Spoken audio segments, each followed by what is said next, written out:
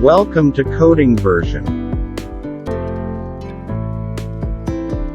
Hello guys, तो कैसे हैं आप लोग। इस वीडियो में हम लोग सी लैंग्वेज के ऑपरेटर्स को समझेंगे। तो चलिए शुरू करते हैं। सबसे पहले ऑपरेटर्स की डेफिनेशन समझ लेते हैं हम लोग। Operator is a symbol used to perform operations in given programming language. Operator एक सिंबल होता है जिसका यूज करते हैं ऑपरेशन को परफॉर्म करने में। इस वीडियो में हम लोग जो ऑपरेटर्स पढ़ेंगे वो सिर्फ सी लैंग्वेज के पढ़ेंगे। तो चलिए आगे बढ़ते हैं हम लोग। Types of operators: arithmetic operator, relational operator, logical operator, bitwise operator, assignment operator. हम अरिथमेटिक ऑपरेटर पढ़ते हैं। अब अरिथमेटिक ऑपरेटर में कौन कौन से ऑपरेटर्स आते हैं? एडिशन, सब्ट्रैक्शन, मल्टीप्लिकेशन, डिवीजन और ये मॉड्यूलस। इसमें हम लोग ऐड करते हैं, इसमें सब्ट्रैक्ट करते हैं, इसमें मल्टीप्लाई करते हैं, इसमें डिवाइड करते हैं, और इसमें जो डिवाइड करने के बाद जो रिमाइंडर आता है हमारे पास, वो रिमाइंडर इस मॉड्यूलस ऑपरेटर से फाइंड होता है। तो चलिए हम लोग अपने कंपाइलर में चलते हैं और वहां देखेंगे कि ये काम कैसे करता है। तो मैं अपने कंपाइलर में आ चुका हूँ और मैंने कोड पहले से लिख दिया हूँ। एडिशन वाले के लिए मल्टीप्लिकेशन, डिवीजन, सब्ट्रैक्शन और मॉड्यूलस ऑपरेटर के लिए। तो चलिए हम इसे रन करते हैं। हमने रन किया तो हमारे पास यहाँ पर आया है दो वैल्यूज हमारे पास 8 और 2, उनका एडिशन 10, सब्ट्रैक्शन करें 6 आया, मल्टीप्लिकेशन करें 16, डिवीजन करें तो 4 और इसका रिमाइंडर 0 आया। अब हम यहाँ पर 3 करके देखते हैं तो हमारे पास यहाँ पर मॉड्यूलस में 2 रिमाइंडर आएगा। ये आ गया हमारे पास मॉड्यूलस में 2 रिमाइंडर। अब हम पढ़ते हैं रिलेशनल ऑपरेटर्स। इस ऑपरेटर में हम लोग चेक करने के लिए इस ऑपरेटर का हम लोग यूज करते हैं। जो हमारे पास इक्वल टू लिखा है, इसमें हम इज इक्वल टू मतलब इक्वल है या नहीं ये चेक करने के लिए यूज करते हैं। Is not equal to equal है नहीं है, ये ग्रेटर देन, ये लेस देन, ये ग्रेटर देन और इक्वल टू, ये लेस देन और इक्वल टू। मैं कंपाइलर में जाता हूँ और आपको वहां बताता हूँ। यहाँ पर मैं अपने कंपाइलर में आ चुका हूँ और मैंने ऑपरेटर को लगा भी दिया है a इक्वल टू b। यदि ये ट्रू होगा तो हमको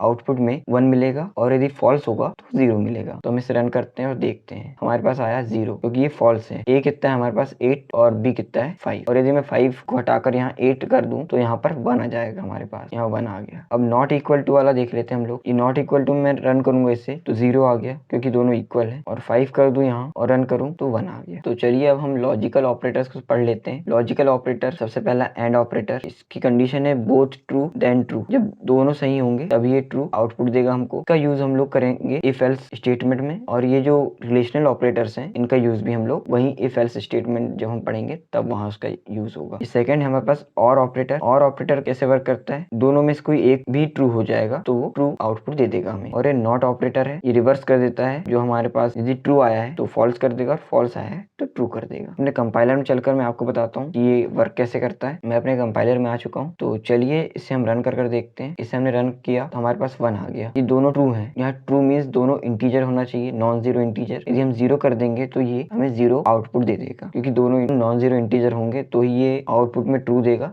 नहीं तो फॉल्स देगा। तो हमने 0 करे यहाँ तो ये फॉल्स दे दिया। अब हम दोनों को 0 कर देंगे तो भी ये फॉल्स देगा हमें। अब हम और ऑपरेटर का यूज करेंगे। 0 दे रहा है हम लोग को यहाँ पर ये, क्योंकि दोनों 0 हैं। एक को 7 कर दी हम लोगों ने तो यहाँ 1 दे दिया, क्योंकि दोनों में से कोई एक ट्रू है। अब हम लोग नॉट ऑपरेटर को यूज करते हैं। यहाँ हमारे पास 1 आ गया आउटपुट में, क्योंकि यहाँ 0 था, 0 को उसने फॉल्स को ट्रू बना दिया। अब यहाँ हम लोग ट्रू डालते हैं, यानी कोई इंटीजर, तो यहाँ फॉल्स कर दिया। चलिए तो अब हम बिटवाइज ऑपरेटर को समझ लेते हैं। बिटवाइज ऑपरेटर में 2 नंबर है, वो दोनों यदि ट्रू है तो एंड वाला हमें ट्रू देगा। और वाले में आएंगे हम लोग तो दोनों ट्रू हैं या कोई एक ट्रू है तो भी ट्रू देगा ये, और इसमें एक ट्रू और एक फॉल्स होना चाहिए तभी ट्रू मिलेगा। हमारे पास दोनों फॉल्स हैं तो एंड वाला हमें फॉल्स देगा, और वाला फॉल्स देगा, एक्सक्लूसिव और भी हमें फॉल्स देगा। इसे हम एक्सक्लूसिव और भी बोलते हैं। एक फॉल्स एक ट्रू, एंड वाला तो हमें इसमें फॉल्स ही देगा क्योंकि उससे दोनों ट्रू चाहिए, ये हमें ट्रू देगा। और वाला एक्सक्लूसिव और वाला हमें ट्रू देगा। फर्स्ट ट्रू है इस बार और सेकंड फॉल्स है, तब भी एंड वाला फॉल्स ही देगा, और वाला ट्रू देगा और एक्सक्लूसिव और वाला ट्रू देगा हम लोगों को। अब दोनों ट्रू है हमारे पास तो एंड वाला भी हमें ट्रू देगा और वाला ट्रू देगा, लेकिन एक्सक्लूसिव और वाला फॉल्स देगा, क्योंकि उसमें एक ट्रू और एक फॉल्स चाहिए होता है उसको। जैसे हमारे पास 2 नंबर्स हैं, एक 2 है और एक 3 है। इसे हम लोग बाइनरी में लिखेंगे तो ये कुछ ऐसे लिखेंगे हम लोग। 2 को